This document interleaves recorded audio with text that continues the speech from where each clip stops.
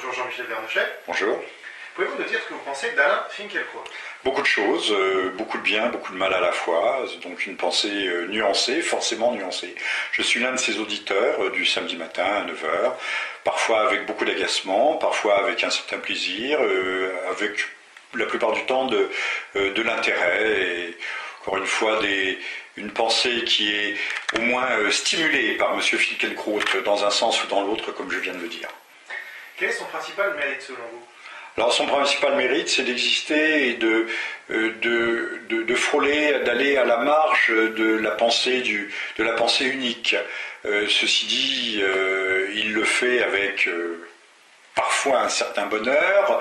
Il ne le fait pas toujours dans mon sens, et en cela, il est un peu poil à gratter, avec quand même un fond de pensée convenu. Ça reste quelqu'un, non pas de politiquement correct, mais de correct tout court, et qui ne froisse pas trop profondément, quoi qu'en disent ses détracteurs, la pensée dominante. Je veux dire par là qu'il ne va pas tout à fait au fond des choses, et qu'il ne tire pas toutes les conséquences de ses propres idées, de ses propres orientations, de ses propres pensées. Et donc, quelle est sa principale erreur selon vous? Alors sa principale erreur, mais ce n'est pas une erreur, c'est en soi, M. Finkielkraut est un homme qui est enfermé dans une bulle, dans un monde, le monde de son intellocratie. Malgré tout, il faut bien utiliser le qualificatif de parisianiste, et il est coupé d'une partie du réel. Et donc si j'avais un reproche à lui faire, au fond, c'est de parler en son nom propre, tout en croyant parler au nom d'une frange beaucoup plus large. Mais en fait, il ne sait pas qu'il parle pour, je n'oserais le qualifier d'élite, mais en tout cas d'une petite fraction d'intellectuels.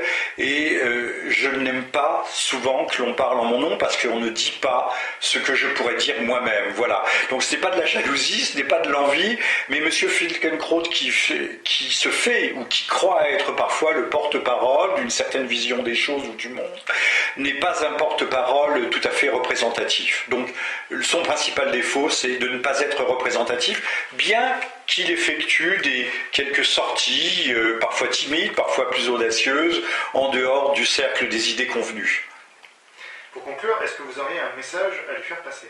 Eh bien, qu'il s'intéresse à la France d'en bas, qu'il sorte du cercle étroit de la bien-pensance, même de la bien-pensance aujourd'hui qui se croit non conformiste, qu'il sorte du cercle élitiste, mais qui n'est pas forcément une élite, de ceux qui pensent toujours, et puis qui pensent toujours au nom des autres, qui s'en font les porte-paroles, mais qui n'ont pas exactement, qui n'ont pas pris le sens, le fond des choses.